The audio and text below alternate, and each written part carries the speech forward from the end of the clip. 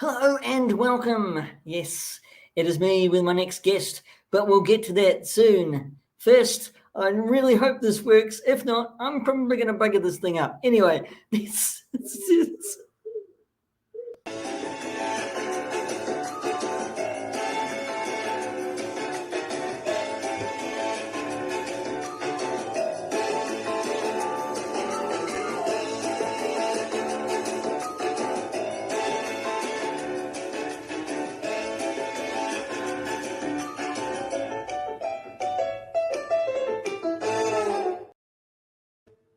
There we go. I'm trying a new thing out. That's my title sequence. It may get a little bit better than it's probably going to get better. Anyway, enough of that. I want to kind of actually. I can probably hear myself, and probably Shabby's going to hear me as well. I'm in the background. I forgot to mute my TV, so if you get an echo, sorry about that. It's me in stereo and Shabby in stereo. Oops. Oh no, I've spoiled it. Anyway, let's get onto it. Here's you could say a big name in the YouTube arena of USB, ZSR. I'm a little bit dyslexic. Hey, what are you gonna do? And then he's friends with Scuba Pete and GeForce 2020.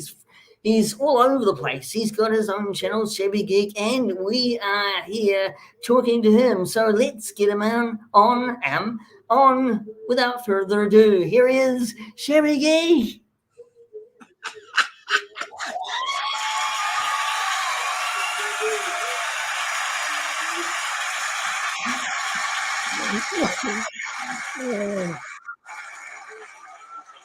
That's it. That's a nice entrance, that Pete. That's a nice entrance. Oh my goodness! Oh, I was pulling my hair out, kind of do that that title sequence, but it's a lot of fun. It will get better. I assure you. Anyway, again, I hope you can't hear the voices in the background because that's probably me and Shabby. Again, I forgot to mute it. It's on my TV. We'll just ignore it, shall we? I got a wall in between me. Just say it's your neighbours. Just say it's my neighbours. They keep arguing next door. They won't. Just shut up! Shut up! Shut up! Don't. No, sorry. Anyway, thank you for joining me, Shabby. Oh no, thanks for having me. This is awesome. We speak a lot, me and you, but I think with the time zones, it's like the Australian lads. You'll all do your live streams, and it's either like 2-3 o'clock in the morning or 6:30 in the morning. It's a nightmare to keep up. So no, thanks for having me. I appreciate it. Let's get back. Let's get started. And let's get started. Hello, everybody in the chat. Yes, I will get to you. Scuba Pete and Darth Mother. I saw you there, and I will get to you in the chat. And anybody else who's joined us, so happy, joy as well. I've got to do a Rena Stippy. I don't know why I'm doing the Rena Stippy kind of. But I will pass it over to the chat to say g'day. Probably down the line and ask you a couple of questions. I don't know what's happening. What's happening? Anyway, so down the line, I will shift it over to the community as well to say g'day and ask any questions. Anyway, let's get started. Okay, Shabby, tell me what your childhood was like growing up. It was. I'm going to admit, it was awesome, man. It was. I mean, my dad left my mum with 4 boys. When me and our Simon, Manga Fandanga, you know who he is. Well, Si's the oldest, but we're twins, and we have 2 younger brothers as well. But my mum was awesome when we were kids. I mean, I think that's where my love of toys comes from now. I mean, I'm in my 40s, and I'm so passionate about toys, and it comes and stems from my mother. I mean, with us having 4 of us, we always had great Christmases. We always had great birthdays. So my childhood was awesome, to tell you the truth. I mean, I'm very close to my twin brother, very, very close. And I don't know, really. I mean, I suppose me and Si not necessarily took on the reins when my dad left, but we made sure my little brothers were all right. And, you know, don't get me wrong, when I was a teenager, you know, as I got a bit older, but my childhood was great. Football, toys, you know, I liked being in school plays, that kind of thing. So, yeah, my childhood was pretty good. What was your toy history of growing up? When you Everything. I mean, that's the thing about having three brothers. There's nothing I don't think we didn't have, to be honest. And my memory's not as good as our size because, you know, someone will bring up something and I'll go, oh, yeah, did we have them? Did we not? And our sire immediately, Shabby, we had it. Of course we did. So Action Man we had. Star Wars was obvious, you know, that I think that was obvious globally, wasn't it? I think everyone started. But my favourites was Star Wars, Masters of the Universe. I love He-Man figures. I mean, Brave Star, Galaxy Rangers. Do you remember Galaxy Rangers? The Adventures of the Galaxy Rangers. No, I don't know. It was a real small. It was only on for a season or so. That's it. And it was basically cowboys in space. So that to me is sold. Do you know what I mean? And they had a range of toys. Brave Star, I love. Thundercats. Everything really that you know, everyone roughly around our age, Pete, liked. And like I said, with us having four of us, we all got figures. So we might not have completed a line, but we never just had the one. You know, I'll have got, for example, Rhino, and our Sile have got Tigra, and our Jamie would have got Panther. Do you see what I mean? Panther. And so, yeah, we grew up with loads. We always had toys. And because we weren't a rich family, we only got toys really at Christmas and birthday. So we looked after all our stuff. And again, right. I think that's where my love of toys comes from now, why I look after everything, because we did as kids. My mum wasn't going to go out every week and buy us something if we broke it. Do you know what I mean? So we made sure it was all looked after and put away in boxes. Yeah, it was awesome. Excuse me, Shabby. The neighbours are getting so rowdy at the moment. I'm going to... I'll be back, everybody. I'll be back. Hello to everybody. Let me see who's here. Let me see. Oh, we got Phil. Treasures for Triggers here. Hello, Phil. The lovely Linda. Hi, Linda. God, I haven't seen Linda's name for ages. How is Si? The lovely Scuba Pete. The lovely Keep On Collecting. The lovely Darth Mulder. Everybody's here. I'm back. I'm back. I'm sorry. I just had to kill my neighbours. Sound like Shabby and myself. But isn't a mute button great? Isn't it? I wish I could mute my neighbours, but that's a different story altogether. The real neighbours, I mean. But yes, did you ever stop collecting? Here we go. No, not really. I mean, everyone goes to that thing. You know, you start to get, you think you're cool, so clothes is more than matters, and you know, you get your jobs and you get your girlfriends, and that's so. I would say what I do now, I stopped, but I'd always pick something up. You know, I'd always give our site a ring and say, oh, there's something here or something. To tell you the truth, when I was working, I had a profession. I was a suit guy for 20 years. So I did I think everybody knows the story then. So I used to buy at our site. I used to go into a shop over the road and say, oh, I found a Michael Jackson thing or a Star Wars thing, a Star Trek, whatever pop culture it was, and get it for our site. So I've always collected. And it wasn't until, I don't know, about a year before my son was born, I remember getting about 2003. That was when I started really getting into it again. And I talked to my wife, because my wife's not a toy collector at all. And she was cool about it since the beginning. So, yeah, I've done it. So doing this, collecting like I am now, I've been doing it for about 20 years. But on and off, I've been doing it all the way through my life, yeah. I mean, you've done your furniture. Does it go? Says to me, because I've looked at pictures of your furniture. Yeah, it does connect, doesn't it? Really, it does connect with the culture, the pop culture. That's what it's been for us, really. I mean, since we were little, I mean, we've got pictures of our sign a Batman outfit that my mum made, or an I Shot JR t-shirt, anything pop culture-wise. We've always been, but my mum's the same. My mum's a collector. My mum's a seamstress. My mum makes dolls, dresses, and she's, honestly, you've seen it on Twitter, her work is fine. So it stems from her, basically. And we never had a mum that acted like a mum. she was always our pal. You know, my mum's only, well, I think she's only 20 years older than me inside. She was only young when she had me and Simon. So we had a really nice relationship with her. And it's funny because I think of it differently now because I've got 4 children myself. So when you have 4 children, and I've got Jen with me, so I can see what my mum must have, how hard my mum must have worked. And that gives me an even more sense of love for her. Does that make sense? You know, it's all right when you're growing up and you're mouthy to your mum, when you've said something to your mum and all that sort of stuff. But, you know, all I can think about now is all this pop culture that me and Simon got, even the furniture, whatever. I think it stems from that, just being through pop culture all our lives, basically. And it's beautiful furniture. What you make.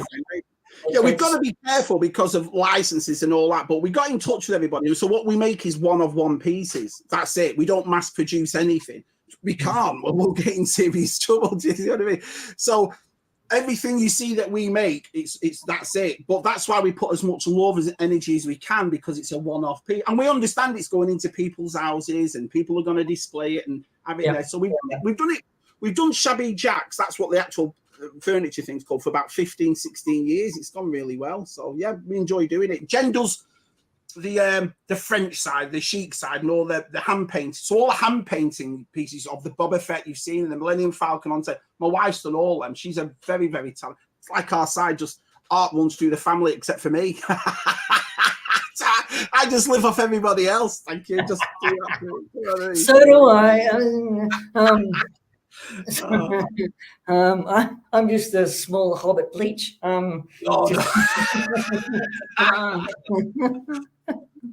But I mean, I've seen. I'm going to stick with the furniture. I've seen the Nightmare Before Christmas stuff. That is just absolutely beautiful, right? I mean, I would never have thought that either. About 3 years ago, Jen turned around and said, I remember saying it in summer, we should make a Night Before Christmas piece. Well, I started laughing because I thought, Night Before Christmas, where in England, it's a movie, but it's not a big thing. It's not like something that, you know, I've seen 1,000 times.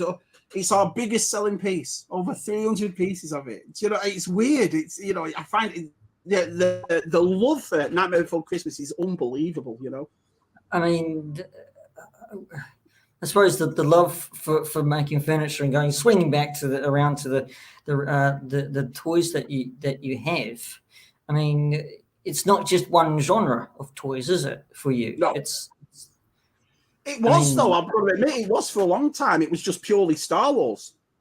I mean, I've loved Star Wars since I was a kid, and, you know, it meant the world. Luke Skywalker, I mean, he means the world to me. He always has done, you know, since I was a little one. And I remember, I don't really have much of a memory. You know, a lot of people say, I was in the cinema when I was 3 years old and all that. I don't remember any of it. But I do remember going to see Return of the Jedi. And the most vivid memory I have of that movie, I think I was about 8, is Luke coming out the Jedi palace doors in his black cloak, choking Gamorrean guards. My 8-year-old head was just blown because, you know, you've seen Star Wars how many times on VHS and then you see what he looks like then.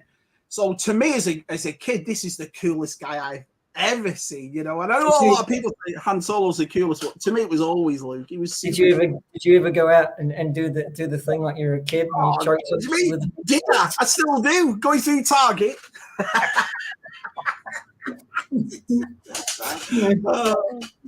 I still like the line of Empire Strikes Back when apology accepted, Captain Nita.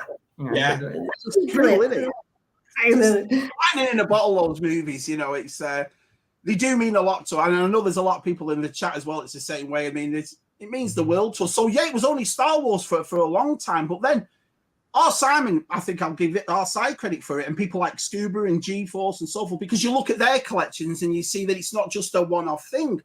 Our side's always done that. He's never collected a whole line, but what he has done is collected pieces that he loves. So his is like a treasure trove. You know, you'll see an Enterprise, and that Enterprise will be next to a Megatron, and that Megatron will be next to a Judge Dredd. So it looks super cool. So I decided when Black Series was getting harder to find, or I'd finished the 112th line, I thought I'm going to delve into it. Luckily, Motor Origins came 2.5 years ago, and you asked the lads, I was freaking out about that for a year before they came out. I mean, I'd heard the news, and I was just all over. So that came, and then about 18 months ago, I got into Playmobil, which is all the pop culture Playmobiles, the James Bond car, the 18 van, that kind of thing. Yeah. And that was awesome as well. And 86 Transformers. So, yeah, if you look around my toy room, there's a selection of everything now, to tell you the truth. So, I mean, it's amazing how Playmobil has just gotten so big because of the pop culture, isn't it? Really? The pop culture that's done it. I've never, ever had it. I remember I made a video of it today, so it's on my channel today. A really nice gentleman sent me a bunch of vintage Playmobil, which is from the 70s, which is awesome. It doesn't really sell in this country. It's not in Walmart's, it's not in Target, so it's not something that as you walk through an aisle, you'll see it. You know, you'll see Lego, you'll see the action figures, but never Playmobil. But for some reason, about 2 years ago, they had the Back to the Future DeLorean in there for 26. It was on clearance for 26. And this thing was there for months, Pete, because I used to walk past it. I thought, you know what, I'll just pick it up and see what it's like. I've never had Playmobil. You know, if I don't like it, I'll give it the kids. Or if I do like it, I'll make a good video. I loved it. I would have paid the $50 for it. And it just went from there. And then the 18 van came, and I got the Firehouse, the Ghostbusters. And then we've got Magnum's car coming in August. The Knight Rider car's already out. You know, it's like making me tingle with the Magnum PI stuff. Well, it's weird because this is, if you ask a lot of collectors, they'll all turn around and say that Playmobil generally is a kid's line. Do you know what I mean? But this pop culture stuff is aimed at us. No kids buying Magnum PI or Knight Rider or the 18. So fantastic. I can tell you for sure there is one line of Playmobil that is centered for kids, and that's purely for kids. But there's also you're right. There's one line now, which is pop culture, is centered around adults, right? Yeah. Because we don't get the pop culture, adults themed pop culture. How many times can I say pop culture in one sentence? And our stores, but we get the children's stuff. Yeah. In our stores. And that's what frustrates me, because we just get that and get that only. You know, so I'm for that. I mean, I don't collect hot toys and I don't collect posters and all that, which are awesome, and I love looking at them. There's a lot of lads in our community that do that. But I've always liked toys. It's toys for me, you know. And the idea of toys to me is that anyone can collect it. Anyone can go out and afford it. Anyone can buy it. Anyone can get their hands on it. And that's one of my favorite things. You know, if you find a bargain or you can't wait, GeForce, I've just found this in Target for $12 off, that kind of thing. I like that. So I've never classed myself as a modern or a vintage toy. I've always liked and appreciate toys. I think they're awesome, you know. That's the thing with your channel. I mean, is that you appreciate the toys that you get sent or that you review, and you know I think that's the joy of it for me to watch, is that you find enjoyment out of it. Well, people make these. I'll tell you how that came about. I never ever started I never wanted to do YouTube. It was just a thing. What had happened was I did the same as everybody else. I'd be working and have it on in the background. I'd watch your Boss Bounty. I'd watch Pixel Dan, you know, Retro, that kind of thing. All the big names in toy community. I'd watch them. I'd never comment. But I'd watch them for years, you know. And there was one, I found one called there was two lads, Matt and Blue Harvest, and I started watching them, two British guys. And I thought, yeah, why not? I'll watch them. And then I started to get more and more into the actual stream. And then obviously Mark asked me to come on. So I came on, and the rest is history, basically. I stayed and we had a good time doing it. But it was only people through the community. Oh, Shabby, make a YouTube video. And I thought, you know what, I'll do one or two and see what it's like. It's now 2.5 years and I'm still doing it, and it's fun. But that's the thing. The thing about the toy situation, why I brought up the YouTube, is I never expected anyone to send anything. I'm not a big YouTuber at all. And I've never classed myself as that. I know a lot of people, it's a cliche to say that, but I never have. It's a hobby for me, you know, and that's why I don't have set times for my videos. I'll make one when I want to make one, and I'll do it that way. But I've always appreciated the fact that if someone's watched them, or someone's been to a store, or someone's thinking about you and spending their hard-earned money on you and getting you. I mean, the Keep On Collecting lads have just sent me a parcel from Australia. It's just things like that. So my way of thanking people like that is to make a video of it and to show them the reactions online, you know, so I won't open it until my camera's in front of me. Now, I did that too.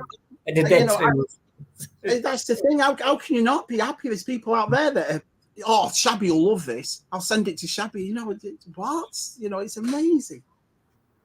And by the way, Shabby, and everybody else who I'm going to send something else, not everybody, but people, those Hobbit signed autograph photos, images will be coming out to you pretty soon. I keep on saying that. I keep on forgetting it. You send it when you're ready, pal. You send it when you're ready. Exactly right. What he said, everybody, what Shabby said. Leave him alone. He'll send it when he's ready. But I did it the cheap way. I've got to say this. I did it the cheap way because I was actually, this is about Shabby, not me, but I'll tell you a bit of the story. I was going to go into what they call a warehouse section where they do the printing stuff, right? But it was going to cost me a hell of a lot of money to actually get them printed out and laminated, because I wanted them to be laminated, of course, and signed and sent them to you guys, you know, in the community. So I'm not going to pay that much. Oh no, I don't want to pay $50 to $55, $65 for printing out 15 images and then getting them laminated. So I went back and I saw this small little printer for about $65 in the warehouse. That's the big red shed we've got. And that was cheaper. So I can do it now cheaper with parchment paper. Parchment paper. I will do them with parchment paper. Then I will send them out to you, but unlaminated. So it kind of actually saved me quite a lot of money, probably over $100. So that's the story. So yeah.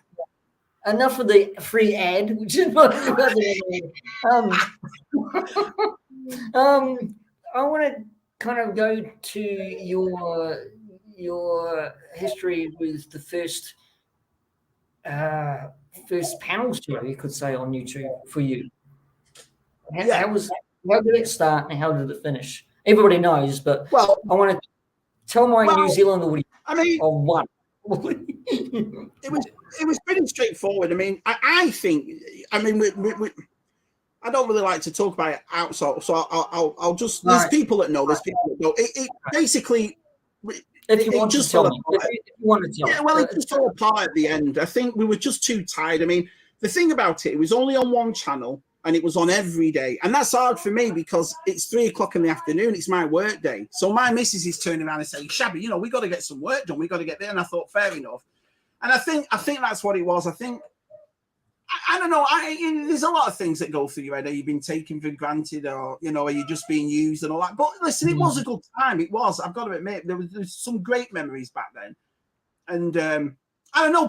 There's some people that just fall out. You know that you know they feel a bit irked, a bit irritated, and not just on my side, probably on the other side as well. They think the same way. Do you see what I mean? But publicly, I'd never ever come out and say anything ever. I'm not that sort of person. I've never disliked a video. I've never made a tweet nastily. I've never, you know, commented on somebody's video. I'm not that sort of bloke.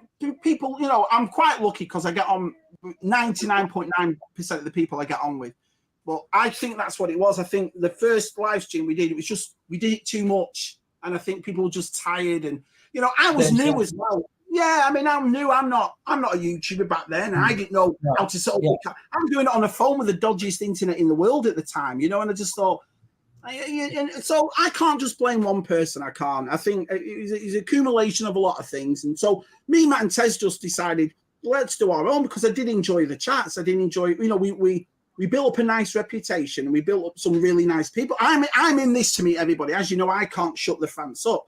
I like talking and I like talking to, and I've always been one of those people that love meeting all different types of people from all over the world. I think I mean, name me another community like ours. I mean, I'm in New Zealand. Do you see what I mean? It's, you know, we have ZSR, and we've got Ireland, Australia, New Zealand, Netherlands, America, I mean, England. It's Scotland. It's a great thing to do. So I just thought, well, I don't want to finish it. I don't want to just end this and not do it anymore. Well, so I asked Matt and Tez if they wanted to start one. So we waited a couple of weeks. Then we started USR at the time. Oh, man. I love doing USR. USR is brilliant. I mean, you've been on it. You know what it's like. Yeah, I mean, I've been in the chat, but I haven't been invited on it. No, I'm just kidding. You've been on USR. I'm sure you have. You know, I'm kidding. I haven't. I'm not going to invite myself. But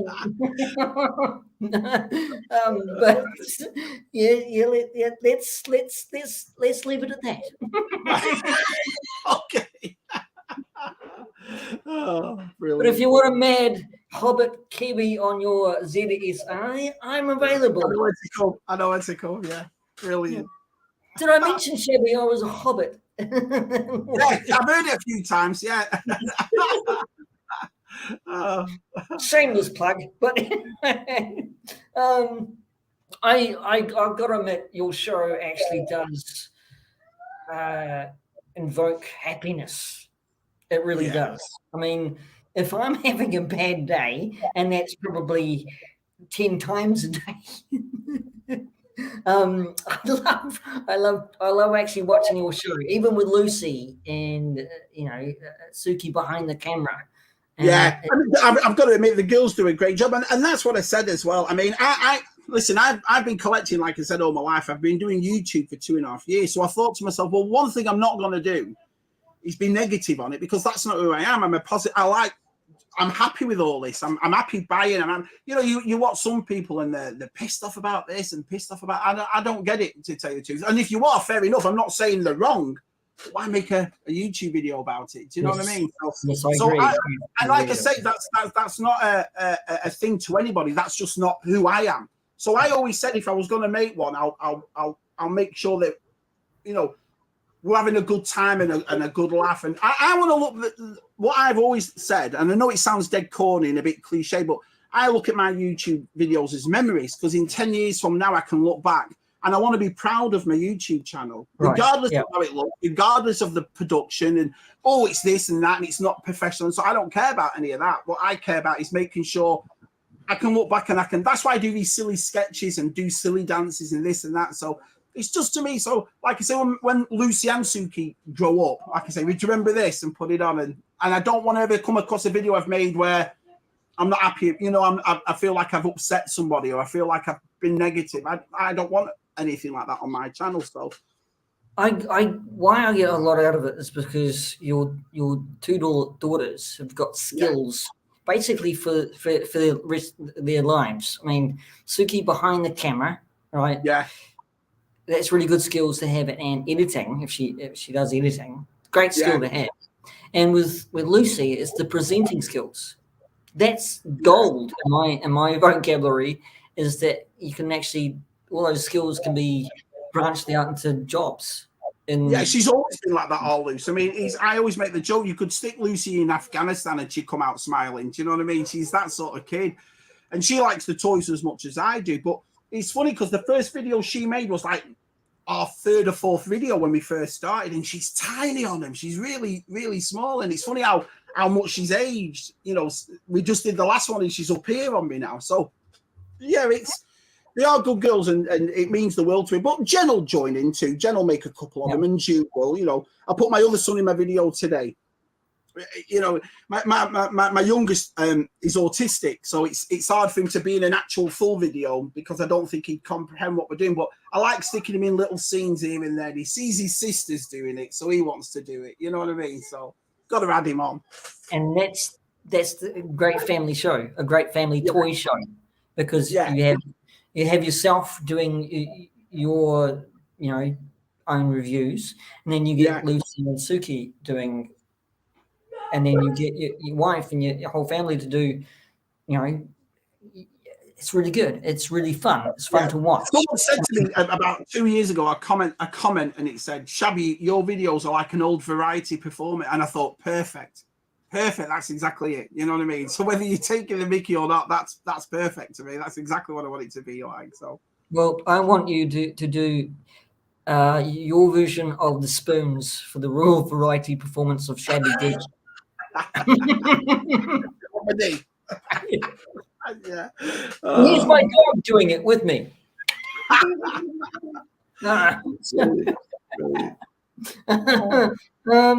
Anyway, I want to just give a shout out to I can read it on here. Shout out to Rolando Bye Muzzer.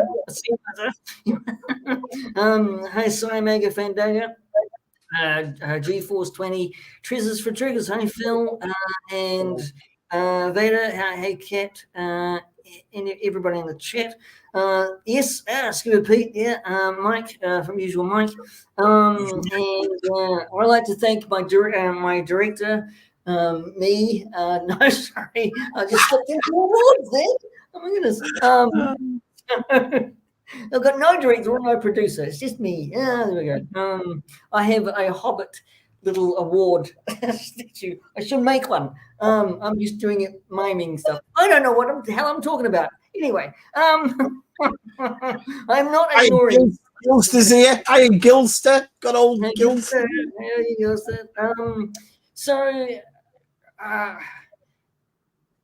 What do you want to change your channel at all? I know it's a left field question, but just have it the same. Yeah, I always think of it. I have this signature song that dead, and that I always think maybe people are getting fed up with that now because I've used that song since day one. But it kind of, I like the style of it. It kind of represents but the latest video I've just made and a couple of others, I've started to put other things in it, like breaking it down. I haven't let it all go, but to change it, no, I don't think I can really. I think I've worked so hard on trying to get this as good as I can. And every week I'll learn something else. Well, maybe if you edit it this way, or maybe if you add a clip here, or maybe if you, but I've always kept the same type of format. I'm not one for shorts. I don't mind shorts, but they're just not for me. And I've always said as well, I don't want to follow somebody else. I think I don't want to watch a video and go, oh, that's awesome, I'll put that in my video, or oh, that's great what he said, I'll do that. So I tend to try and stick with what I know, what I want to do. So I think that's the thing about YouTube. I think if you come on a YouTube channel, you start one pretending to be somebody else or trying to act a certain way, I don't think it works. I think people see straight through you. And the thing is, let's be perfectly honest, the people that are watching us are roughly the same lads as the same age as we are, so they ain't fake. They can see straight through you. Do you see what I mean? So I kind of like doing them the way I do.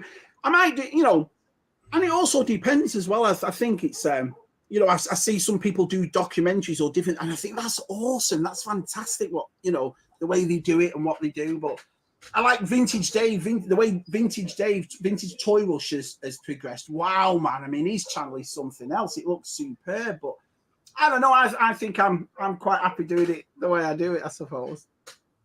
I mean, for my channel, I've probably nicked probably one or two things from somebody, but not from the toy community, from the podcast community. Probably, I think I've probably nicked the podcast kind of feel of The Last of Us review from the HBO's Troy Baker's review, how he does his tweet talk on that. But yeah, it works for me. The Bond, I've done a podcast Bond kind of review, which seems to be getting a real good traction. I love doing it. You're right. I love doing those reviews and toy reviews that, you always see good in things. You always see good in, and do a positive review, because if you do a real bad review, it's going to, for me, it feels like a bad taste in my mouth, after time, I mean, I've actually heard your discussions on Star Wars movies, right? And how, and how you feel on one particular one. Yeah. So I think what it is about that though is I always try hardest just to say what I think, because I'm never going to turn. For example, we'll talk about the ZSR. Matt likes the sequel trilogy. He likes it. He doesn't mind it at all. The greatest things on earth, he says no, but he finds them entertaining and so forth. So I'm not going to get mad because of that. And I think that's where the old thing came on with Star Wars, is the fact that if someone really liked it or someone didn't like it, everyone jumped down each other's throats. And I thought, why? Why? You know what I mean? Why? If people like it, fair enough. If people don't like it, fair enough. I didn't mind the first one, Force Awakens, but I've always said that the thing about that movie, I like the aura around it. I like the atmosphere. Star Wars was back, new figures out, everything, new trailers, everyone's talking about it. So I love the whole experience. I think it was great. Second movie, I wish I'd never seen it. It's awful. But, if people like it, people like it. But that was the only thing. But I never got mad about that. I just laughed about that. I thought, why are people so bothered what other people think? I don't get it. You know what I mean? So, fair enough, He likes it. What? Well, the third one for me didn't really hold water. So the third one was a mix-mash of Star Trek and Star Wars. Sorry. I don't know what it was. I mean, I think what the other thing is, I think why people did get a bit mad and upset is because you always put Star Wars on this pedestal. You have this high expectation of Star Wars simply because they put it on a pedestal of, this is the greatest. And then when you watch it and you think it's written by a 5-year-old, you think, well, I'm not sure about this. Do you know what I mean? It's like all this talk about Rey and we're all sexist and we're all racist and all that. Absolute nonsense. The thing about Star Wars for me is that us lads have been following it and loved it for 40 years. We're the ones that have kept it going. So I can't think of one person that turned around when The Last Jedi came out and said, right, we're all going to hate it. What's going to happen is this franchise that we've all loved for 40 years, we're now going to turn around and hate. No one did that. No one cared. Look at the women we grew up with, the female leads that we had. Not one of them. Give us a good story. I think that's what we asked for. And that's all we asked for, really. Rey could have been unbelievable. She could have been one of them up there with Luke, but unfortunately, she was written terribly. So, and I think that's what it was. That's why. So, I think that's what what upset people the most is the fact that when you had something to say about it, which was negative, which, let's be perfectly honest, the majority of fans are not fans of those movies. We all got tarnished with that brush, which was ridiculous. It was silly, really. But I mean, it does beg the question that I want to kind of throw my thoughts to see what your thoughts are with this. Now, I mean, I don't see if I can actually bring this thought out of my head, but I did actually read something that to do with Jon Favreau and to do with the world. And as we're fans of this whole Star Wars franchise, and he's doing Mandalorian, and he's doing a lot of things like Dave Filoni's doing Ahsoka and stuff like that, and all this kind of surrounding stuff, right? But there was almost a byline saying that I don't know what your thoughts are, everybody's thoughts are here, but my thoughts were I'll say the byline. It might be paraphrased, but it says Jon Favreau is gearing up. I've changed the word gearing up to erase the sequels because of Mando and Ahsoka, and that's what they're doing. My thoughts saying, oh yeah, if he can do that, that's pulling off a miracle, right? Because, and I do actually ask the question to myself. It could be a yes/no question here, Shabby. As a fan, I don't mind. Do you think Jon Favreau is doing something like that, and Dave Filoni are doing things like that? I don't know. I mean, the thing is, I'll tell you a story I've told on ZSR, loads of times. A month before The Last Jedi came out, there was a book by Del Rey called The Legend of Luke Skywalker. And it's a great book. I've got this book. I must have read it 3 or 4 times. And the book entails that what it's about is stories of Luke, either the myth or legend or real, and it's being told around the galaxy. So, for example, you'll have some kids playing with action figures, and one will say, was Luke this? And then the teacher or the mum would say, let me tell you a story about Luke, and she'd go through a story. Some of these stories are unbelievable. And then, as us lot, watching him, like I said, since we were 6-7 years old, and all of a sudden here he is now as a Jedi Master, we're all like, oh, you read this book about him pulling down Star Destroyers and taking on things at the Battle of Jakku. So this book, a month before this movie, had made it out like the Luke we're going to see is the Luke we've been dying to see forever, basically. And the funniest thing is, you read all the comics in the 90s and the Timothy Zahn novels and all the things that kept Star Wars going before the prequels came out, and they all related to the same thing, that Luke was the guy. Luke was the guy that's going to help everybody. Luke was the master and all that sort of stuff. So you've had all this stuff through our franchise. It's told you one thing, and we got a movie that told you another. And I think that's what broke my heart. I think it really did break my. I mean, I couldn't believe it. I remember coming out of that movie and I was just, like just in shock, like something's happened, but you can't quite put your finger on it. You're like, because you never come out of a Star Wars movies going, that was crap. So I'm sat there in the lobby at the cinema, like I didn't know where to look. Well, then you see Luke in The Mandalorian, right? And he comes out and he's smashing up all those dark tubes, and you're like, I don't believe it. This is the Luke we've asked for. Here he is.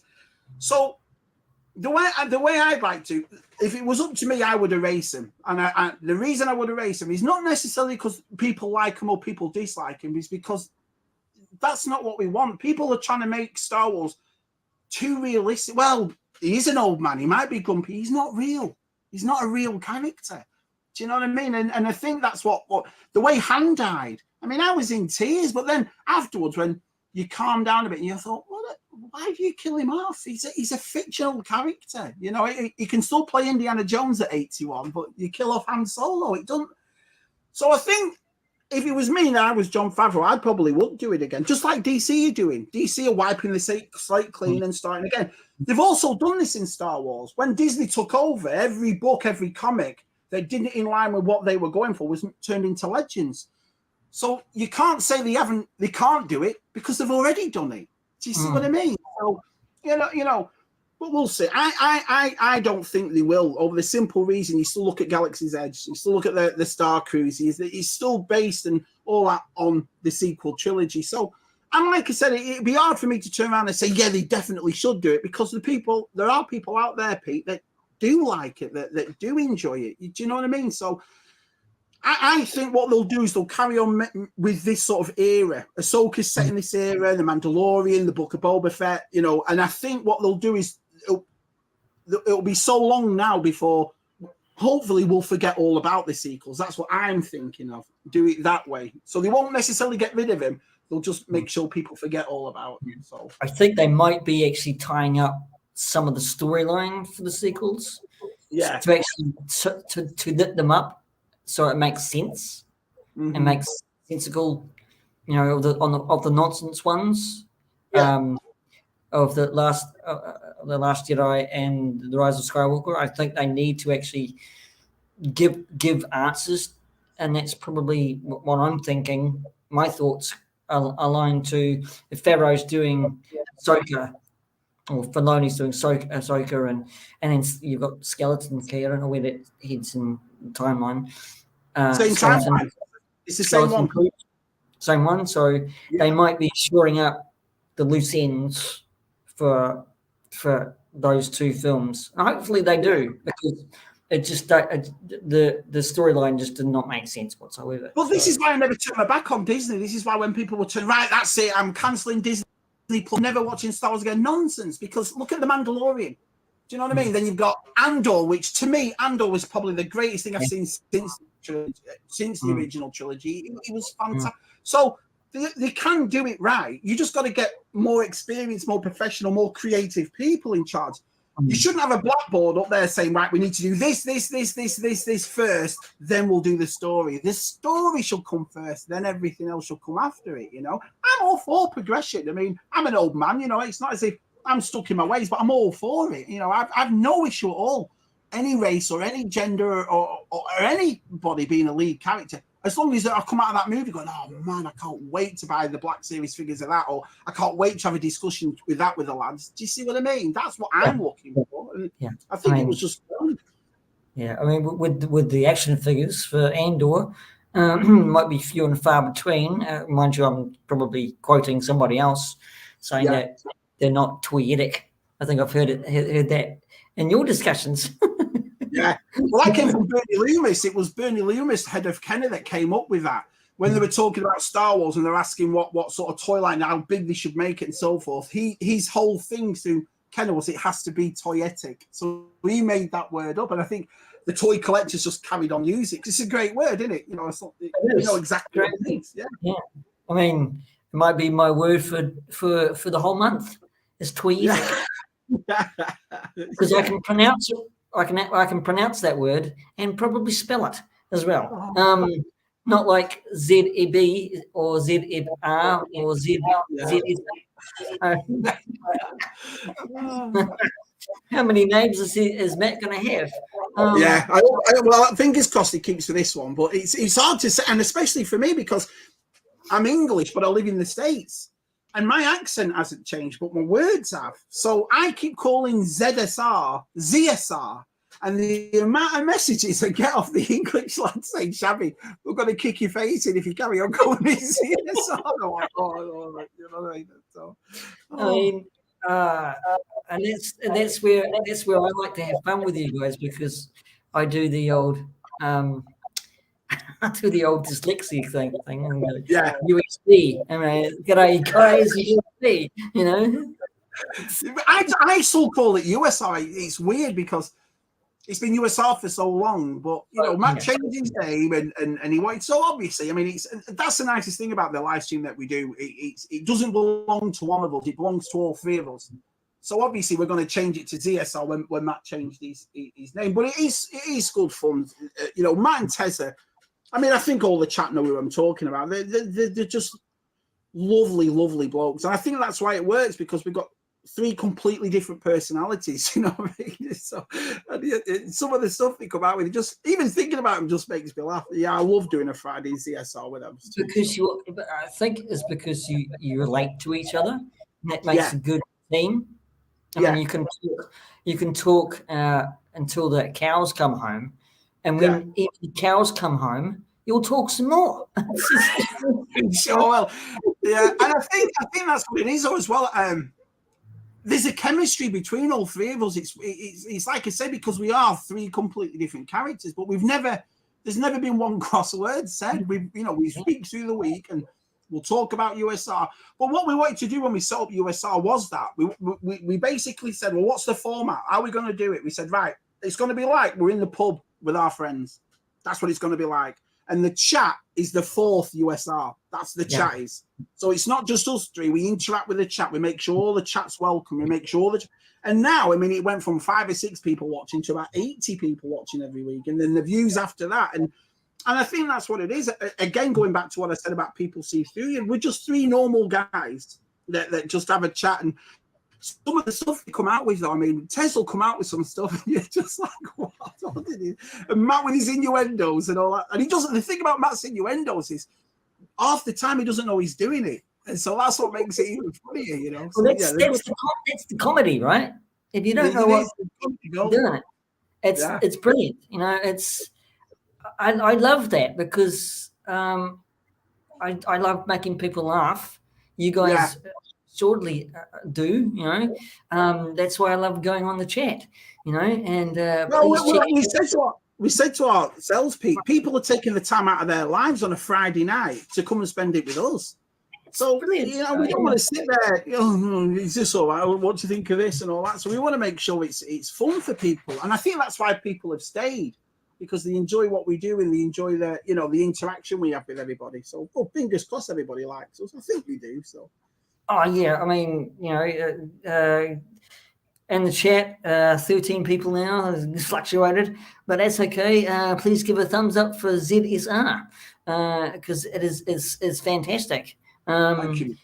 It's made me laugh 10, 20 times, even when I spell a damn word in the chat or leave a word in the chat, it still gets mentioned. Yeah, and then that is getting harder though. I've got to admit, it's me tomorrow. It's on my channel tomorrow, and it's getting really hard. The thing about it is, all the chat now, because they've been on the ZSR for so long, they all know each other, so they'll have a conversation. So it's very difficult. That chat just goes like that. I don't know how people like Bosk and Retroblasting do it when they've got 200 plus people in there. That would be crazy. But so it is getting harder to do, but. we even turn that into a joke though. Si will turn around and say, my comment will be read out at Christmas, that kind of thing. Do you know what I mean? So I don't know. I know. I mean, again, yes, again. I mean, again, from five people watching to 80 to 85 people in the chat, it's going to get busy, and it's going to get. I mean, it's no fault of any of yours to miss out comments in the chat, because it's just. I mean, we do try our hardest to, because, like I say, it is important. It is important to us. This is our chat we're talking about, so it is important for us to try and keep as many, because they're the ones that have built us up. Without them, we wouldn't have a show every week. But everyone's got to start somewhere, and I think that's what it is. I think people have told other people, and the more and more every week or every month that we all start talking to each other. I mean, we all talk behind the scenes. Me and you talk behind the scenes. It's not just on this. I mean, Matt, I will talk it to everybody, you know, and I think that's what it is. I think when we get messages, I got a message a couple of nights ago that I sent to the USR lads. This fellow had wrote to me and he said he's watched us since the beginning but never commented. He said he's going through some stuff and he just wants to say, and that makes it worth it to me. So to be perfectly honest, whether there's one person watching or 800 people watching, as long as you can make somebody happy, I think that's well worth doing. I mean, I've told Josh, it's just Care Bear, and I probably tell quite a lot of people in the chat, if you can make one person laugh, you've made everybody's day. I made my day. Or, you know, there's a comment there. It's probably we're all different people, aren't we? That's the thing. We've all got one thing in common: our love for pop culture. That's it. But we're all in different positions in our lives, different areas of our lives, different things. So that's the thing. I think we forget sometimes, because we're always having a laugh and a joke. So there's people out there that genuinely love this because they feel like they're part of something, and that's why I am the way I am. And I want everyone to feel welcome. You know, I'd hate somebody to not feel like they're part of the gang, if you will. Everyone's included. I mean, it does actually swing back around with your channel, ZSR. It swings about around to the toys, really, doesn't it? The love of the toys, the conversations of the toys, you know, or the discussions people are having, Black Series problems or TVC problems. Exactly. The conversations are so rich and full and funny. Yeah. It does, you know, do you agree with that? Yeah, I do. And that's the funniest thing. I tell you what, the most intriguing thing for me is when we were all kids with these toys, we didn't know anyone from New Zealand or Australia or America and all this. And as you get older and you do stuff out, someone will put something up, and someone you never thought would have gone, oh, I loved having that as a kid, and they're on the other side of the world to you. So that's one of that we, even though we're all from different, you know, parts of the world, we all have that one thing in common, or we all shared the same kind of, you know, Reynolds will show a BMX bike and we'll all go, oh man, I love them. And somebody else will show a video that they loved and we all love that, you know. And I love all that, you know. I've got time for a lot of people like that. So, all right, I made a really good friend in Shabby, and so many more would have cross paths if it wasn't for YT and toys. So that's a nice comment there. Lovely comment. He's a lovely bloke, G4. We're going to Joe Fest, me and G-Force in June, so that's going to be a good road trip. That's going to be awesome. So, see, I mean, we've actually we have got a toy show here in New Zealand. It's called Armageddon, but we only have it once a year. But in either UK and the States, they have a lot more, don't they? Because there are a lot more. Do you reckon there are a lot more collectors? Oh, well, it's 500 million people here, so it's a bit different. You know what I mean? It's, you know, and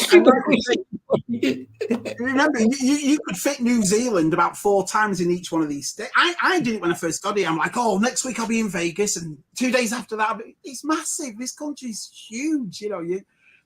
And so that's the thing, but I think that's why there's a lot of conventions here, because there's a lot more people here. But that doesn't take. I mean, I'm not really a big convention guy, but I used to love the small ones, the small little ones in England, and I suppose in New Zealand too. the quiet look, because they're always the best ones. I think you get to see more people, and there's more, there's more stuff. I mean, I could never go to San Diego Comic Con. That's too big for me.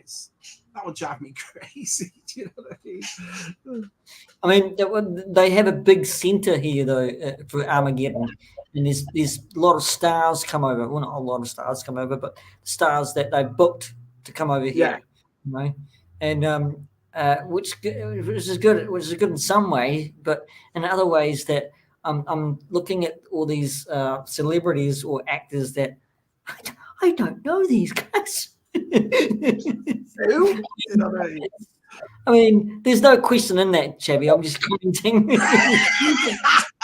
Well, let me ask you a question. I mean, I remember before you were in YouTube, you were in the chats and you were in the show. You did roughly the same thing that we all did. You started off by being one of the boys in the conversation. So what made you actually turn around and go, right, YouTube, here I come? It was a decision. Well, I had an old show called C509, something like that. I can't even remember the show, and it didn't do absolutely well. And I did it with a friend of mine called Michael Young, who's another Kiwi, and he did all the filming and editing. But we didn't do it every week. We did it every so often because he was younger than I am, and he had a life.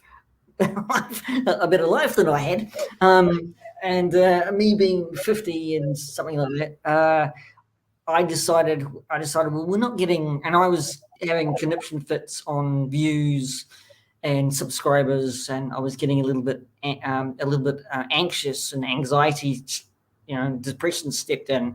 So I said, look, Mike, I'm going to call it quits here. We're not getting the views, we're not getting subscribers. It's not working, and I kept on giving him an out. I kept on saying, look, you're a young guy, mate, go and get a job, go and get a decent job, go and have a life, don't hang around me, don't do this kind of stuff like that. So, I felt really bad of him doing all this editing work, right, and helping me film it. Yeah. So that's the story. So we disbanded it. So I took up the opportunity to take a break, and I just came up with this idea and saying, well, I'm really, really bored. To be basically honest, I'm really, really bored. And then that thought came up going, well, I'm watching all these really cool YouTube channels that I enjoy, and I enjoy films, like movies like, The Lord of the Rings, Return of the King. But that's another story altogether. Anyway, I mean, and what would it be if I did a show on my own? What would it be if I did a review show at first and review movies or TV programs, right? Yeah. My main aim was I wanted to do TV programs like Yellowstone or movies like the big blockbuster Marvel films coming out, right? Or the TV programs on Disney Plus, and so I was playing. It was like a juggling act, what would work and what wasn't going to work, and how much I could afford. Being streaming services cost an arm and a leg, right? I mean, and really, I would have probably paid an actual arm and a leg to actually pay for these streaming services. But that, again, I digress. And so I decided, well, let's use my initials for the program, but let's do it a talk show kind of feel, and a sense of a title, and then leave all the rest and see if we can work this out. But I spent months on just planning it out, right? Planning my strategy, and not copying so much of other people, and see if it works just on my own. And so I said, I went with the P.G.M Show. Brilliant, that works. Then I got the title card of me doing this. And that was my one of my old photo shoot acting pictures that I kept, right? And that worked well. So that worked well with the P.G.M Show. So and then I did a review on a TV show that I think it was the She-Hulk Marvel show. And it had its moments. It had its moments, but and then I thought, well, we don't get HBO Max here. We get Neon, and it's going to cost me quite a lot of money to do that. But luckily, I've got it now. I've got Neon because I wanted to watch and am watching and reviewing The Last of Us because I love that story. It's a beautiful story in a brutal, savage world. Anyway, and then I said, look, I don't really want to kind of go through the episodes of Severance or Yellowstone or all these TV shows because it's going to take so long, right? So I tossed that aside and said, look, you've got a lot of movies behind you because my first set, you probably saw it if you didn't. My first set was full of my DVDs and Blu-rays up there. I remember, mm-hmm. And a Jenga pattern,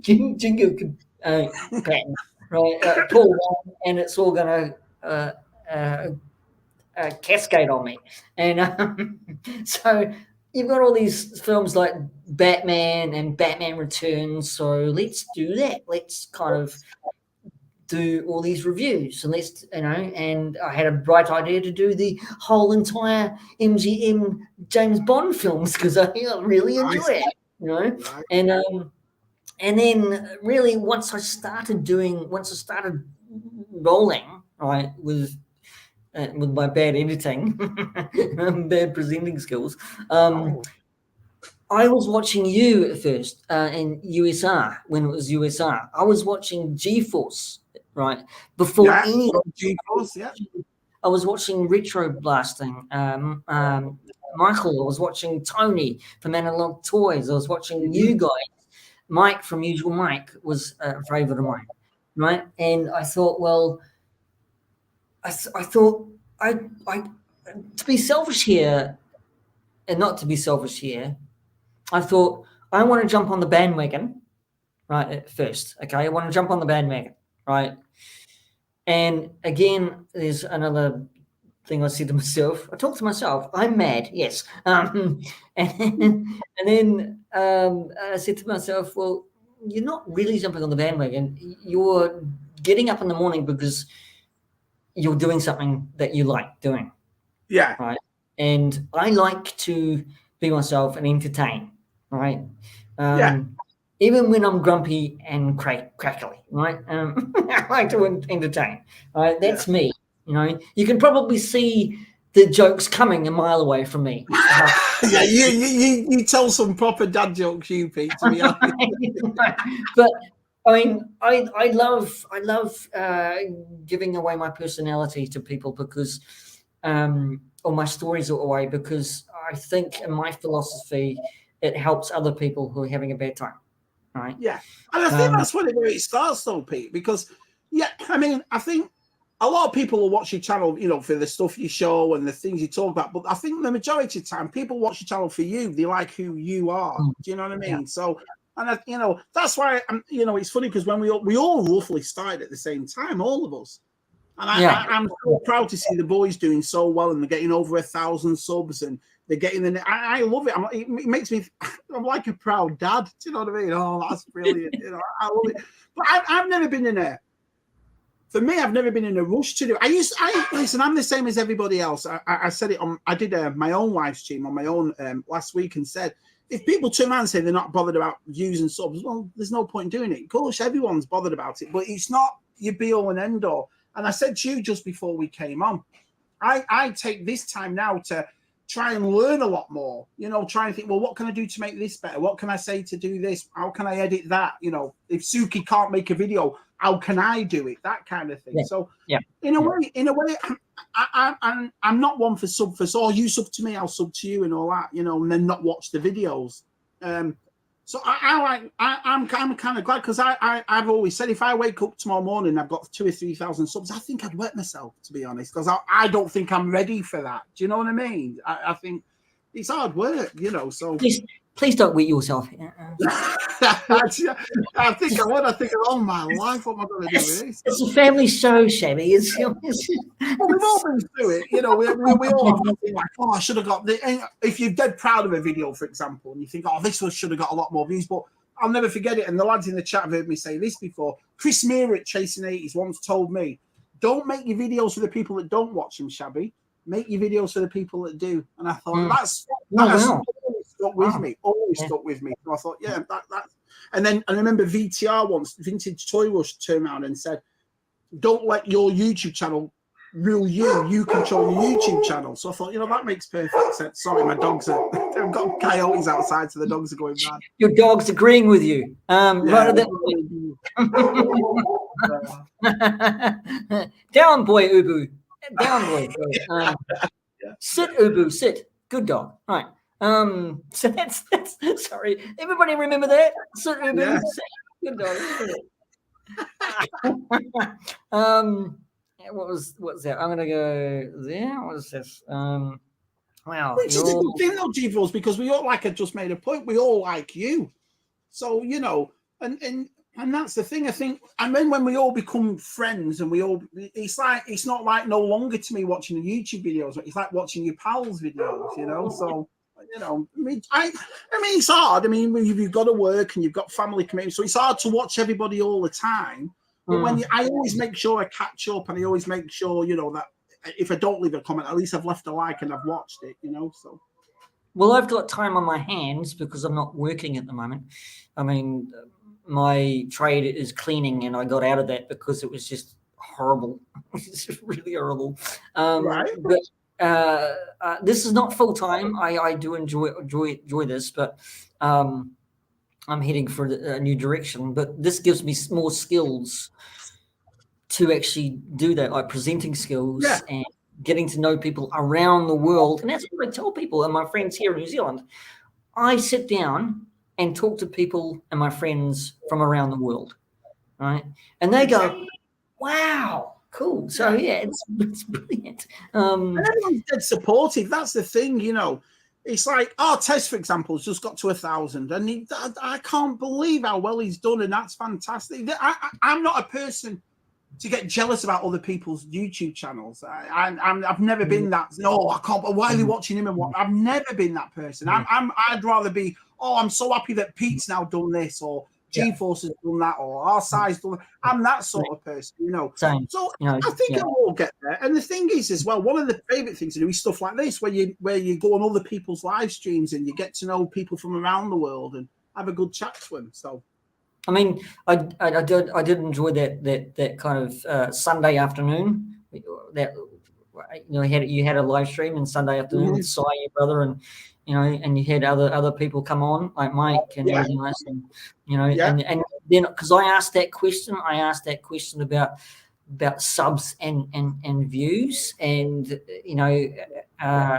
you guys really put me at ease with that, because I was having difficulty with it, because I was just starting out, and I mean, if you could actually see my hands when I was on your live stream, then I was shaking, mate. I was terrified.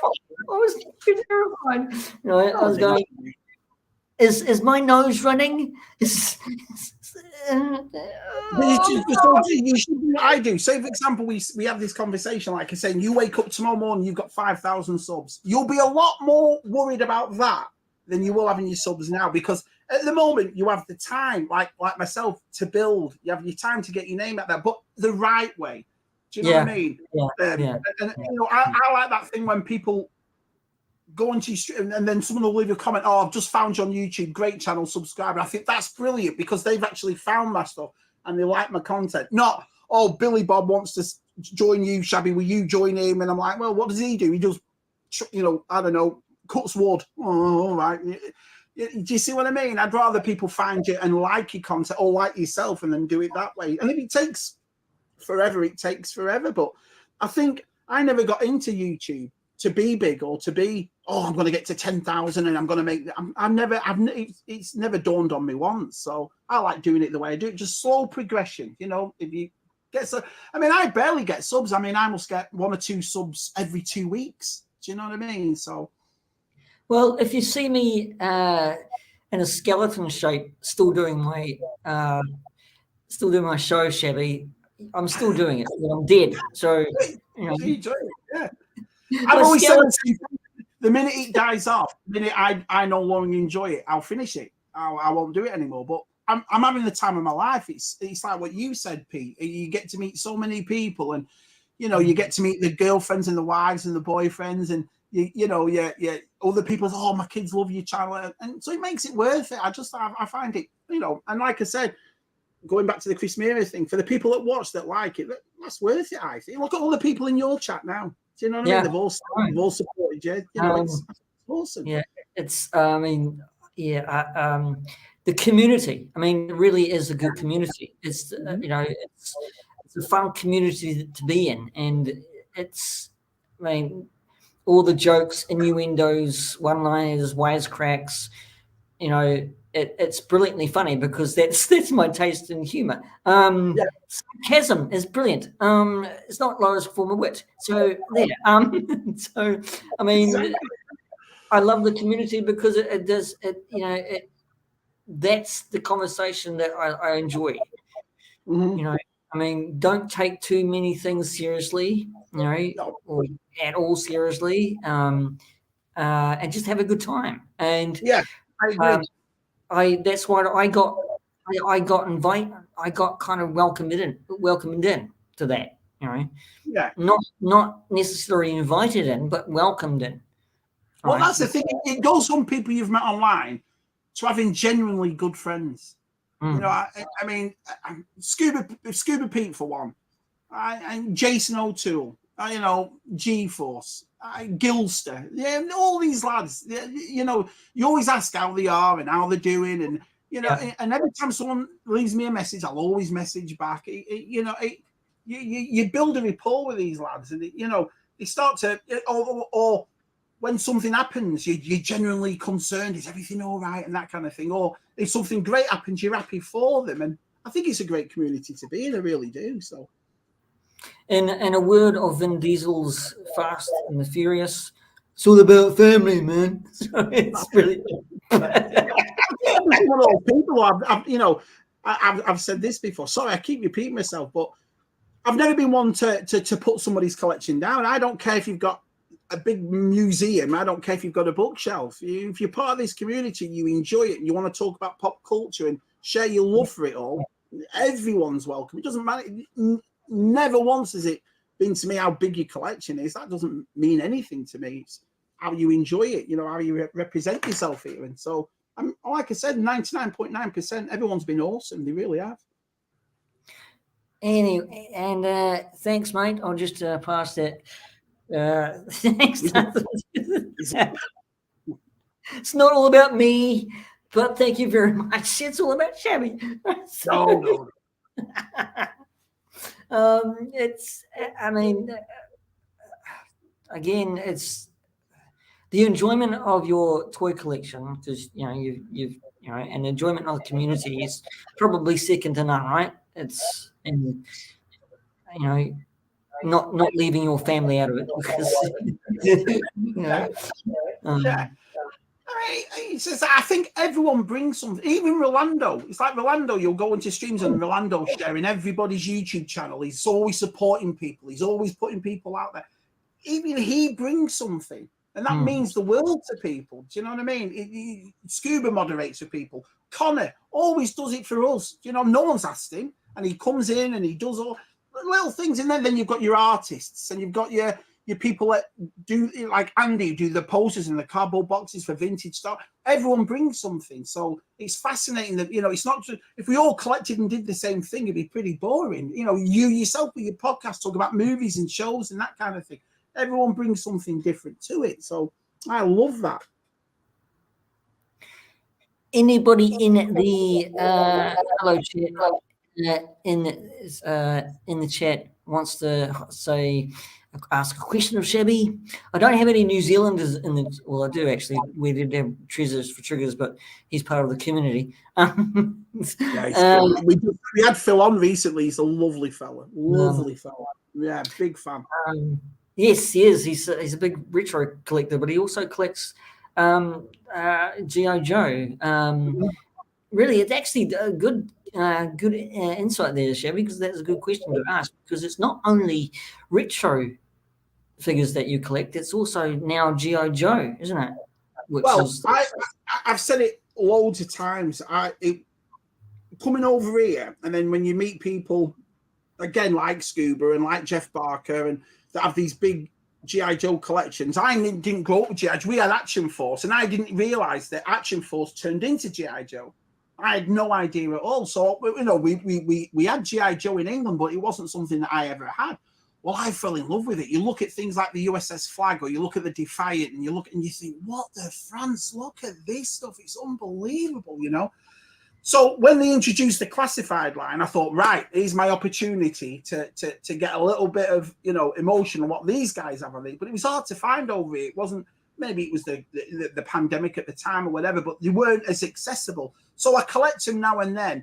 But that's, again, what people bring to the table. So if I buy a G.I. Joe figure, I'll turn around to G-Force or Scuba or whatever and say, who's this? And they'll tell me the history of him and who he was. And I find it fascinating, I love all that kind of stuff, learning about new toy lines.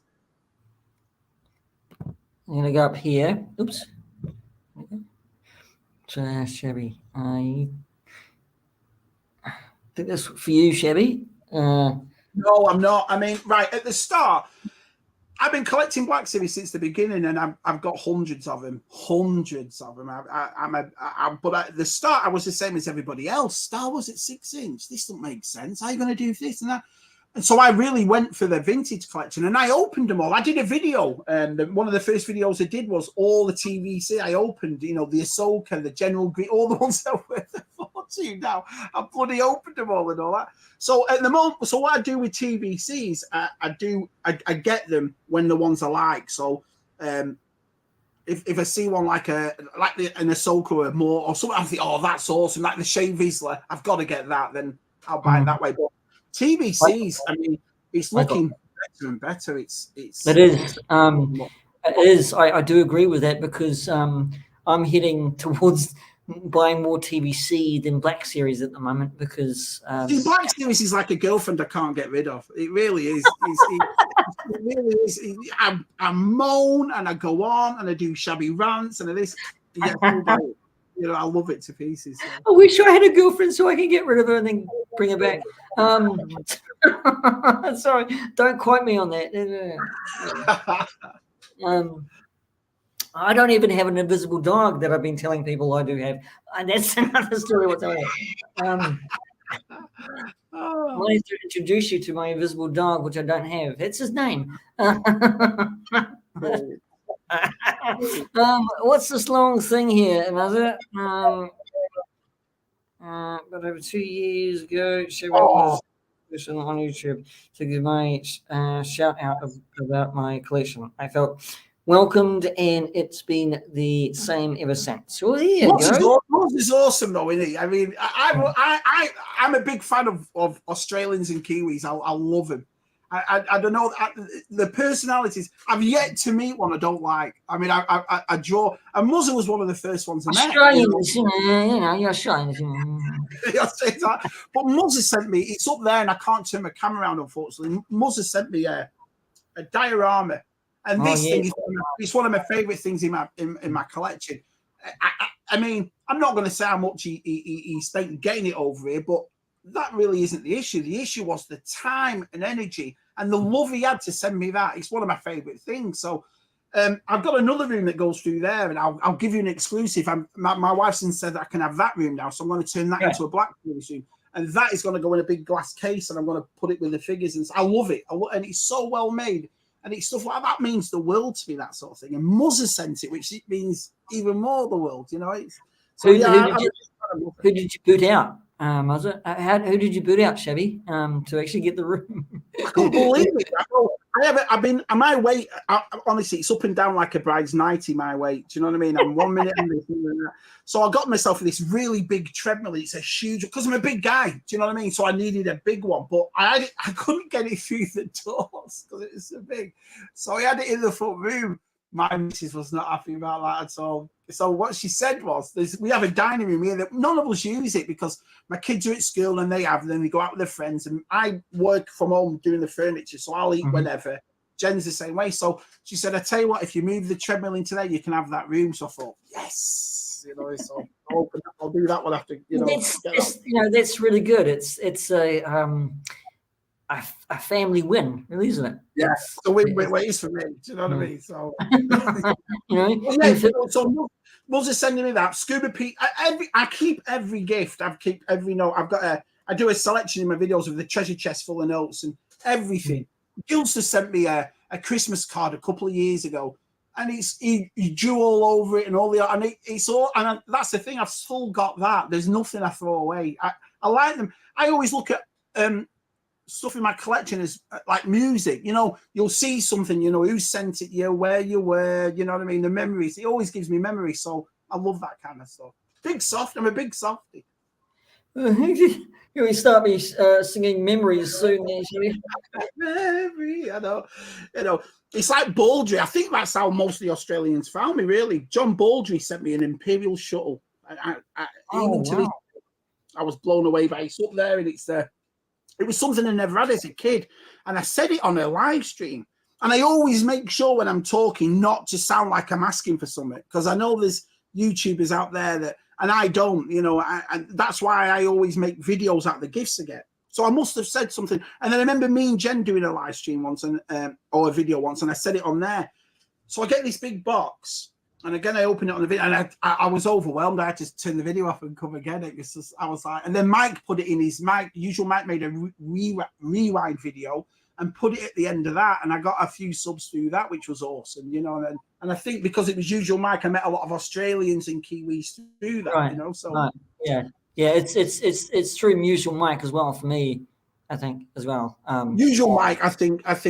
I don't really know what to say about that gentleman. I mean, he's the most genuine, nicest guys I think in our community. I have so much time for. He's got a lovely wife, lovely family, and he'll come into backroom chats and have a chat to us, And it's nice to see that even though he's a big YouTuber and he has these subs, it means nothing to him. He'd rather talk to the lads and have a good chat. And I'm a big fan of Mike. Usual Mike, I'm a big fan of. Yeah. Usually, the actual Mike himself is one of the nicest blokes in our community. He really is.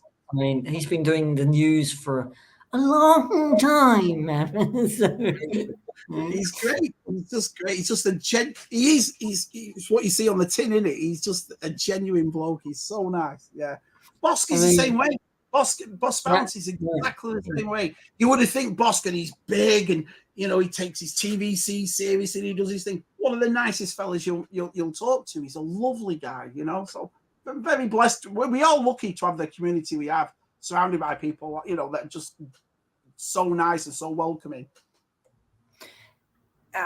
Again, I'm going to say a truth here to everybody in the chat is that I do have friends here in New Zealand, but I don't actually see them much at all. Ashamedly. Maybe I should get out more. But I've kind of, I don't want to sound sentimental here or emotional here, but I think everybody in the community, and we've been talking about the community for a long time now, right, in this discussion. I think I've found a new family in this, to be quite honest with you, right? Not to be, again, I'm not going to say, look, I'm not going to annoy people or be in other people's pockets, but it's another community family where I can actually just talk about stuff, talk about. Yeah, well, collecting is a selfish thing. You're going out, you're buying stuff, you're looking for stuff for yourself, but it also can be a very lonely thing. There's people out there that don't have somebody to share it with. You talk to your wife or your girlfriend or whatever, and they're not interested. Your mates aren't interested. So when you have such a, a passion for something, you can't share it with anybody. It's a bit upsetting in a way.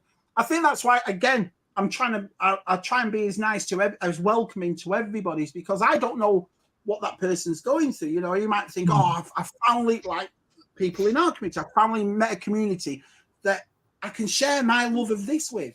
And it's, you know, I think that's awesome. I really do. I mean, you know, I don't know what I mean there. So I'm gonna say this. That's awesome. So yeah, I'm reading it to myself, Shabby. It's a bit rude, isn't it?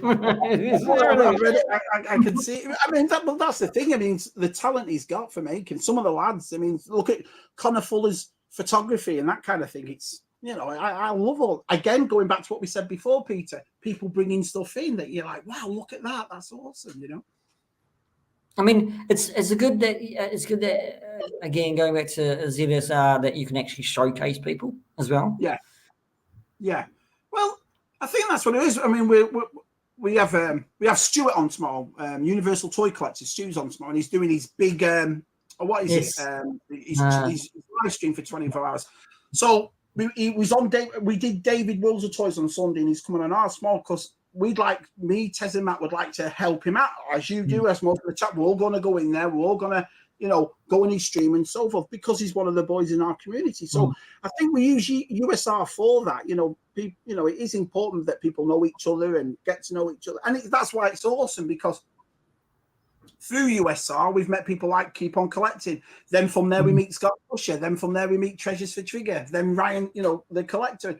You know, you've been here, Jason O'Toole, Muzzy. Do you know? And it's nice. It starts like that, and it just goes out like so, getting to meet everybody else, and it's brilliant. How many times have you done it, Pete, where you've gone into a live stream that's not one of us, but you know somebody in there because of who you've met? And do you see what I mean? Yeah, it's probably got to be T3.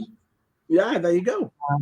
I didn't know from a bar of soap, but he was talking about mental illness, and sometimes that can be very difficult, talking about mental illness on a live stream. It's good. It's very cathartic, but it also can be very difficult, because you've got to. This is my views, and it's my opinions, that you've got to be very careful, because you don't know who's watching, right? Exactly right. You've got to be very precise in what you're telling people, and when you tell stories of your mental health issues and problems, that when you tell that story, I'm sorry to say this, everybody, don't turn around and have a really disgusting, horrible joke with the other people. Yeah, that's my. I understand. There's things you can joke about. There's things you kind of got to take. If someone's saying something, yeah, I understand what you're saying, Pete. So I understood it where I was in T3 stream, that Dave's Dimensions was in that stream, so I knew Dave Dimensions from Papa Gord's chats. Yeah, good old Papa. And so yeah, that's and other. I mean, in other. It's a little bit of a story here. I was my guest. One of my first guests was the 1000K Darth Rock. You may know Michael, right? Or Mick, the Australian boys call him. He was one of my guests. He's just hit 1,000 subs as well. Mick has. Incredible. But he was one of my first guests, and he didn't know where I came from. So I played on that so many times. What? Yeah. I said, Michael, I'm a Kiwi, bro. I'm one of you. Oh, really? Yeah, I like Darth Rock. I like him a lot. Yeah, and it's incredible now that he's 1,000 subscribers. Well done. A Kiwi as well, and there's lots of I didn't get to know Jason the Jason, the middle-aged Kiwi man collecting Star Wars figures, until I actually met and talked to Darth Rock. And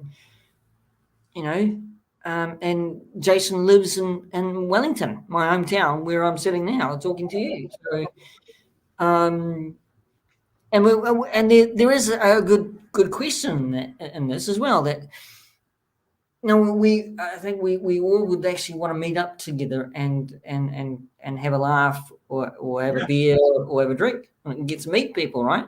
It's sometimes it's easy to do on streaming service, but you want to kind of do it in person sometimes, right? Right? You do that with Mark, with G-Force and Scuba Pete, but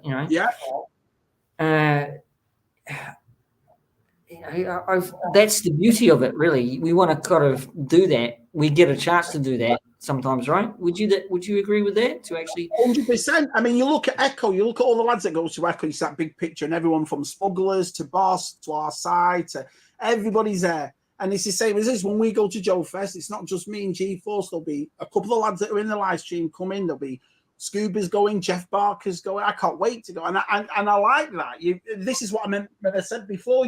It's not just YouTube personalities anymore. These become your friends. So I'm a big fan. I'm a big fan of that. I've had people here. Jason O'Toole's been here. G-Force has been here. Scuba's is here. Andy at Holochronicles is coming at the end of the month, which I can't wait to see Andy. So yeah, I'm a big fan of all that. I think it's nice. I think it just goes to show, really, doing it that way as well, that I can't wait to go and see Super Awesome. I can't wait to go and see, and in the summer I'm planning on seeing and collecting Star Wars, Steve. I'm trying to see as many people as possible. Right. And I think it just goes to show how far we've come. We're not just all talk when we say, "Oh yeah, he's awesome." No, you actually meet these people and you think they are awesome. So. Yeah, so that's great, because that's where you're at now, isn't it? So for meeting these people up close, and shaking hands or patting them on the back, and asking them for paying them money towards P.G.M Show.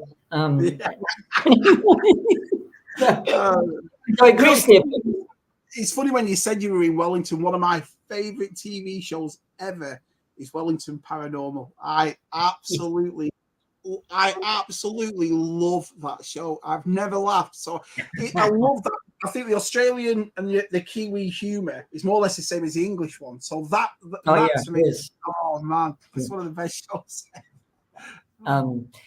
I missed out on it 3 times, getting an extra part on that.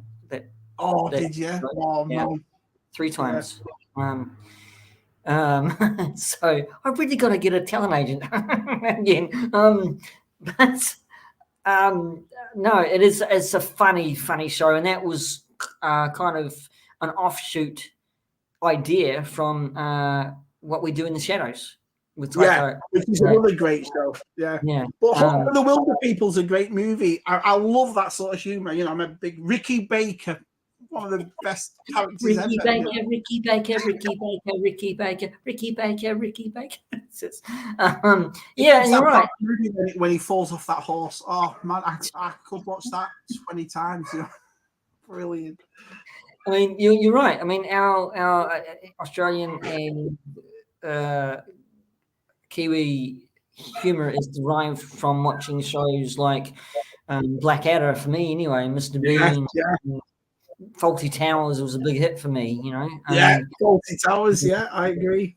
I mean, I've culminated my funniness. It feels like I'm a madman. My humor and culminating from UK comedies, and then a little American comedies as well, which it's amalgamated. Yeah. And into one really incredibly monstrous thing that I've got to. But it's funny though, being married to an American, because what will happen is sometimes, like, I'll watch something like The Fast Show, which was a big show in England, or Shooting Stars, and I'd be roaring, and my wife just sat there like she can't find the humour at all. Like, what? But then she'll do the same over here. She'll watch a sitcom over here and she'll be laughing her head off, and I'm like, this is so cheesy. It's not, crazy. I mean, and I think that's that means again, it means the world to me. If I can make one person laugh, that means so much to me. You know, if I can make 10 to 15 people laugh, that means so much to me, right? Listen, it's like I've always said, you're never going to make everybody happy. There'll be people out there that think, God, Shabby, shut the fans up, or he's so up, he's so loud. And I don't care. Do you know what I mean? If you can't do this and be yourself and make people happy and people laugh, that's why I make sure I never say anything publicly or never say anything nasty about people, because if you don't like me, that's on you. It's not on me. Do you know what I mean? I'm not going to give anyone a reason to dislike me. So, I do have a story in that, but I won't tell it on live about getting along with one person that I don't get along with. But I won't bore you with that because it's not for people's ears. Exactly. But anyway, hello. Yes, he's saying hello to Hyperspace Vault. Anyway, thank you for in the chat, guys. Still got 10 people in the chat. Awesome. So I'm talking to Shabby Geek, of course, and for the ones who are going to watch this on my side of the world, who are not YouTubers, the Kiwis. I know who you are. Well, I know probably one or two of you. Please subscribe to Shabby Geek. If you're a toy lover and want to take your toys to bed with you, well, he doesn't, but I guess it's just terrible. I don't know where I'm going with that, people, but friends, the Kiwis who are here watching this, who know me, please subscribe to Shabby Geek. He's awesome. And I know probably Wakash, who watches my program in New Zealand. Subscribe to this guy; he's great. And please subscribe to the USR, which you really can't really subscribe. You just have to watch. Because you do take turns in exactly right. Yeah. Mm-hmm. And you're up, aren't you, this week? Yeah, it's me.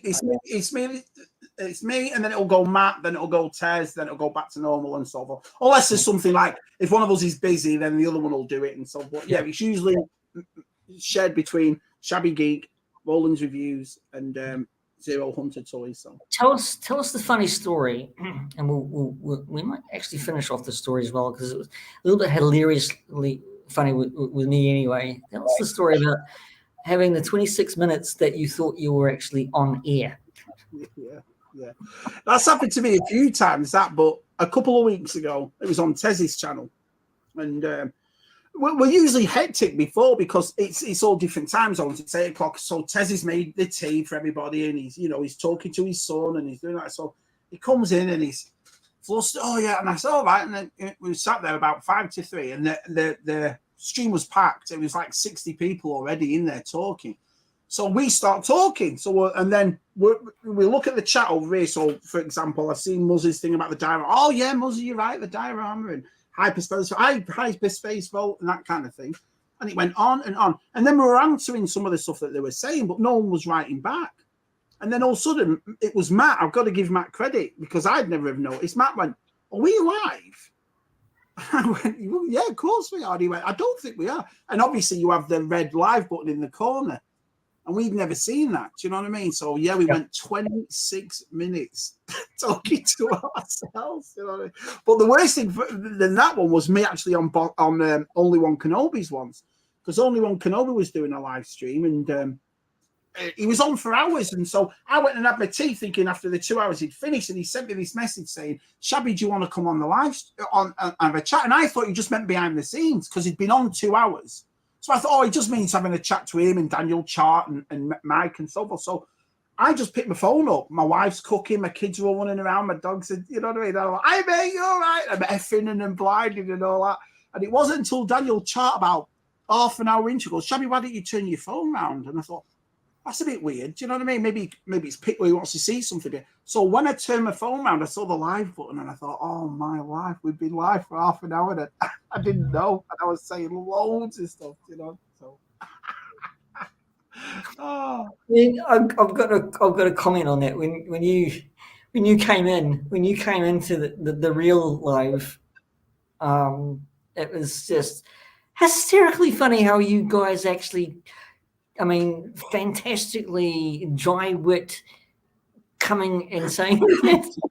Saying the whole thing is brilliant. It's actually brilliantly done. I mean, and I think, if I'm wrong, if they're in the chat, they'll tell me. But I think it was the one where Keep On Collecting were on, and I've been trying to get Keep On Collecting on. I was talking to them behind the scenes, and you know, so we were looking forward to that. Can you imagine? They've been sat there for ages, like they're not even live. Idiots. That's how professional we are. But that makes it so good though, because it makes it so enriching and so funny, and you know, so real. Really, to be, you know, I mean, everybody's. I mean, I've had trouble with technical difficulties, right? And talking to people, right? Or the sound goes out, or yeah, you know, I've had it all. You know, yeah, I've had it all. But it's the way I react to it is like a comedy almost, because it's just a comedy of errors. It's just funny. It's really, you know. That's the thing, and I think that's what people like. I think that's what people genuinely like as well. None of us are massive. None of us are big and famous. None of us have got these huge productions and loads of money in the bank to do this. That. Would we all like to make our videos better? Of course we would, but we work with what we've got. And that's what I said before about I think people come to these streams or come and watch your videos for you, not necessarily for your big product value. You know what I mean? So, and I think that's what it is. Once you get to it, I mean, you look at Retro Blasting and wow, man, their videos are unbelievable. They're so well put together and all that sort of stuff. But we're talking about someone with 100,000+ subs. I've got 850. Do you know what I mean? So I'm not in a position to go, oh, I'm going to buy this and I'm going to buy that and I'm going to make this and I'm going to have an orchestra behind me and I'm going to. But I think that's what it is. So I mean, we're very, very lucky at ZSR because everyone's been so supportive. But it's not just us. Look at the one the Aussie lads are doing, Scott Cusher and Ryan, and Keep On Collecting. You know, when I can, because it's on like 6:30 in the morning for me. Right. That's a great stream. There's so many nice people on there. And look at Usual Mike when he does his. You know, there's so many good live streams out there, regardless of what the product value looks like. They're just nice to be there, you know. So, I mean, it's. I'm doing a Hugh Grant, everybody. It's me kind of trying to get the words out. Anyway, this. I'm going to just say this. It's been wonderful having you, and it's a good note to actually probably end on. I don't know if it's a good note to end on, but it's a funny note to end on anyway. I've had a great night. It's just lovely. You're a lovely bloke. It's lovely talking to you. I've always liked it. So, you know, thank you for inviting me on. It's been brilliant. It's you're again. I'm going to shout out Shabby Geek Show. It's so fun to watch. It's a family environment show. Thank you, pal. You know, it's not. You know, you don't have to tune in and say, "Oh, is it PG-13?" No, it's not. It's simply PG. It's or another word or letter that I can't think of. Anyway, G, that's the one. G. Anyway, there we go. I'm babbling now, Shabby. You can probably notice that. Please, everybody in the chat, you know Shabby. You've probably subscribed. Good, stay subscribed to Shabby. Tell your friends, tell your mates, tell your dogs and cats, goldfish, whatever. Start giving them, sharing Shabby Geeks, and say to your dogs and cats, and please subscribe. Don't even do that. Go out to your farms and your farms and talk to your cows or your donkeys and say, please go and watch Shabby Geek. Anyway, I'm getting silly and ranting. Anyway, it's been again a pleasure, Shabby, for joining me as my guest on the P.G.M Show. Anytime. Also, a plug. He again. They are doing USB. God, what I mean, ZSR. What I was saying. Tomorrow morning for me here in my side of the world, and everyone else probably late at night or night for you. What is it? Well, I don't know what it is in New Zealand. What time is it in New Zealand now? It's 4:44. Yeah. So it's 10:44 here on a Thursday night. It's 11:15 here. So it's on. Yeah. So what time will it be on? It's 3 p.m. Eastern time, 8 p.m. UK. So what's 3 p.m. to you? I don't know. It's early in the morning. It's Saturday morning. We're in the morning, so I wake up and it's about 9 a.m. in the morning for me. So and it's probably a lot earlier for Australia because they get up. We're ahead. So can I just say as well? I do apologise if you can hear my dogs barking all day, but we live in the country, and so there's loads of stuff everywhere at night. So my dogs go, they love it, So I apologise if you've heard my dog barking, but I'm not going to shut them up. I can't do. I mean, that's what I love about. That's what I love about your channel and Use Mike's channel and other channels, that I get to listen to the wildlife outside. It's brilliant. I mean, it's same with my channel. I mean, you can hear some of the birds twerking. They're twerking, Shabby. They're twerking. Tweeting outside my window, and I've heard from Lack. He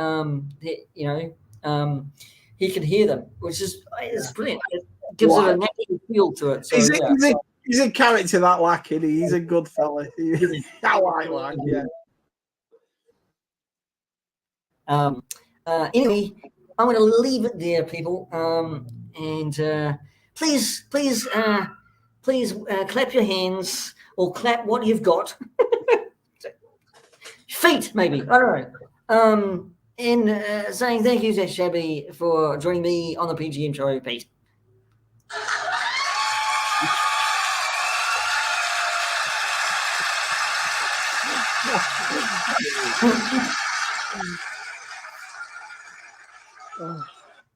Thank you, Shabby.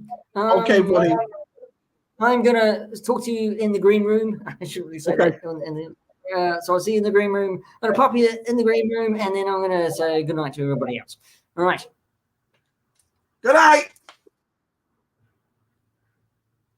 Anyway, thank you very much for tuning in to the P.G.M Show with my special guest, Shabby Geek. Thank you for everybody in the chat. You are so good at conversating. Probably not a word, but anyway. Thank you for joining me, Darth Muzzer, Keep On Collecting, and everyone else. Rolando, you're fantastic. Everybody in the chat, thank you very much. Also, from the Kiwis out there, I'm going to say this, Wakash or anybody else like that, please subscribe to Shabby. Please subscribe and check out some of these beautiful people. Keep on collecting. Darth Mother. People, you probably got an Instagram anyway. What am I doing? Babbling. So I'm going to say good night to you all over there and good afternoon here in New Zealand. This has been Pete McKinnon, and this has been the what do you call it? The P.G.M Show. That's right. Good night all.